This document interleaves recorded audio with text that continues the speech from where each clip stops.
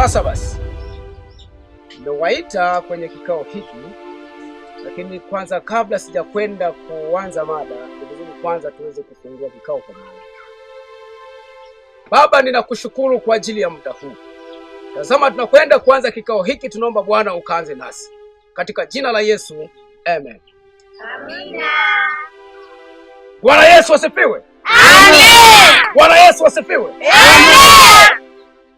Kabla sijazungumza, kuna vitu vya tofauti na viona.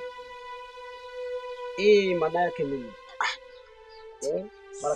Sasa samani mchungaji, nilipitia kwenye kahawa pale, kwa hiyo kidogo sio utaratibu. Sio utaratibu. Bado naona kama bado kuna tofauti. Hebu mkae vizuri basi. Nadhani tuingie kwenye mada.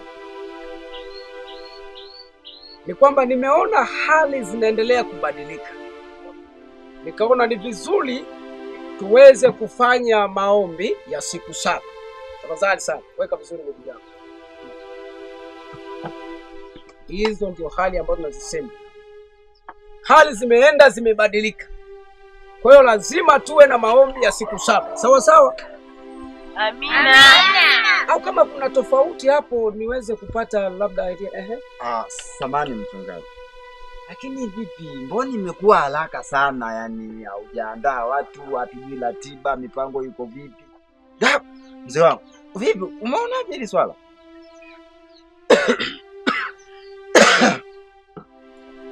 Kwanza, mtumishi wa Mungu, kila kitu kinaenda kwa wakati. Na kila kitu kinaenda na kiasi. Mungu mwenyewe anaenda na wakati na kiasi. Ndio, lakini sasa mtumishi wa Mungu kukulipua watu kwanza kufunga.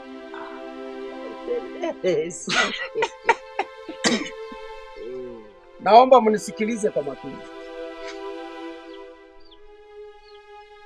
Tunakwenda kufanya maombi ya siku 7 kwa sababu hali sio shwari. Si ni sawa washirika? Amina. Si ni sawa washirika? Amina. Nadhani twende katika mfumo huu. Basi kama Rais amesema, sisi wakina nani? Mzee mwenzangu, subiri. Hawa nao ni watu wa. Hebu tuwasikilize. Bwana Yesu asifiwe. Amina. Endelea, ameshasifiwa tayari. Jamani, tunashukuru sana mchungaji wetu. Tumelipokea ombi lako. Tutalifanyia kazi. Kachini. Amina. Mchungaji, nadhani hili unaliona. Sasa tunaenda kutawaliwa na wanawake kwenye hili kanisa.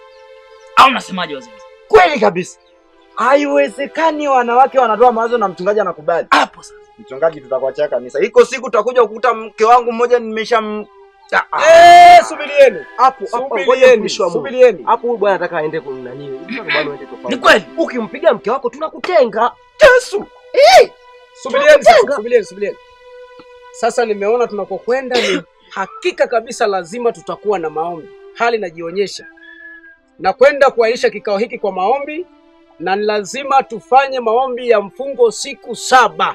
Sawa sawa washirika? Amina. Na kwenda kuahirisha kikao kwa maombi. Baba, ninakushukuru kwa ajili ya kikao hiki. Na kwenda kuahirisha kikao hiki, lakini ahirisha katika mwili, katika roho kikao kinaendelea. Ni katika jina la Yesu, amen. Amina.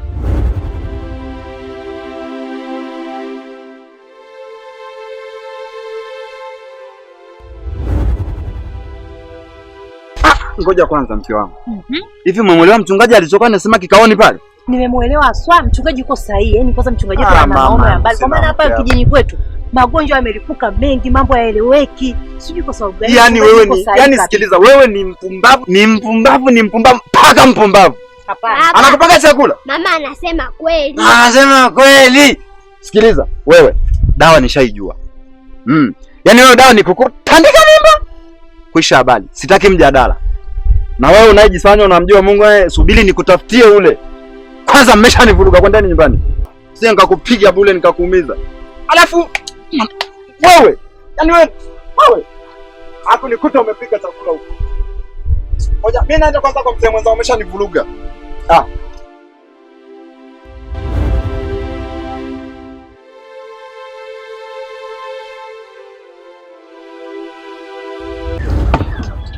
jamani.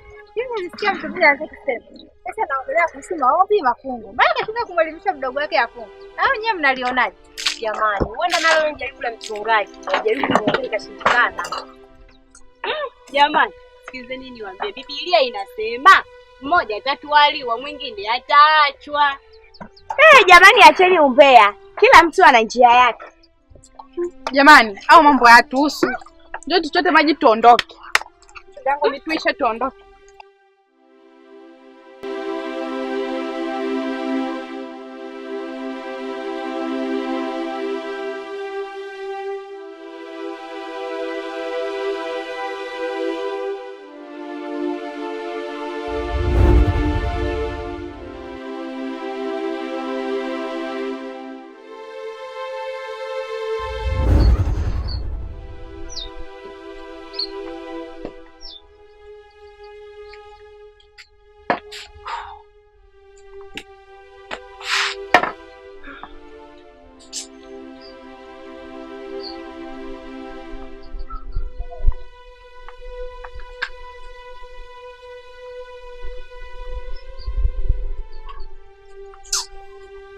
Yaani mama, nimependa mchungaji alivyokuwa anaongea. Kweli mwanangu? Kweli. Kalale. Pa. Haya. Mchungaji alikuwa anasemaje? Kama nilivyoongea. Sawa, umeongea, umesema mama, nimependa mchungaji alivyokuwa anaongea. Alikuwa anasemaje? Kama nilivyoongea baba. Mba, toka hapo. Toka mama hapo. Mume wangu. Pita huko. Mimi nilikuwa najua kwamba ulikuwa unasema mama, nimepata kabinti, nataka nioe. Masuala ya mchungaji. Sipendi kabisa mimi kwenye nyumba ya kusikiliza mchungaji. Mume wangu, sio hivyo. Mtoto alivyosema ni kweli. Ukweli gani? Inatakiwa twende kanisani tukafunge na kuomba. Toka. Nenda jikoni. Sawa, Mungu yupo.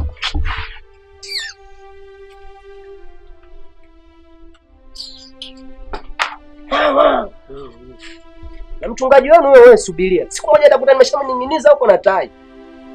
Mbavu.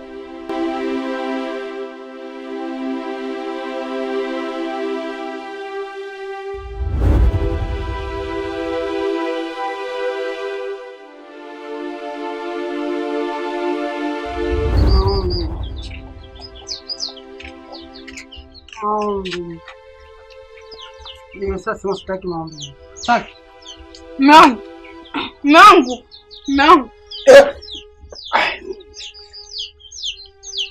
Vipi? Safi. Mbona uko unajiongelea hapa? Nilikuwa nimelala. Unajua usingizi bwana. Basi mwanangu. Achana nayo. Sasa mwanangu, mimi nimejiandaa kwenda kanisani. Kanisani? Kwenye maombi. Nilishakwambia mimi maombi sihitaji. Kwa nini hamtaki kunielewa lakini? Hivi mwanangu una wazimu? Umechanganyikiwa? Mimi sina wazimu. Ila wewe na mchungaji wako mwambie kabisa kwamba mimi sihitaji maombi. Umelogwa? Sijalogwa. Nyinyi ndio mmelogwa na mchungaji wako. Sawa. Unaenda uendi, maana mimi sitaki kuchelewesha hapa. Maana wewe na sisi utakuwa umelogwa wewe. Siendi. Unaenda wewe kanisani? Naenda yeye. Ufanye? Nenda kuomba. Wewe sitaki. Naomba. Sio nataka nikae na mtu aliombi. Wewe nikae na wewe uombi. Mtu gani wewe utakuwa uombi? Ili tuendelee kuwa na uwiano kati yangu mimi na mchungaji wako. Naomba uingie jikoni, uniandalie chakula. Uhakikishe nimekula, unipelekee maji bafuni nioge. Hapo utakwenda kanisani. Sitakuwa umelogwa wewe. Yaani mimi nikakupikie. Sasa hivi naenda kanisani. Haki ya Mungu. Nilisema haya yote yatatokea. Mchungaji, unaniharibia mke wangu mchungaji.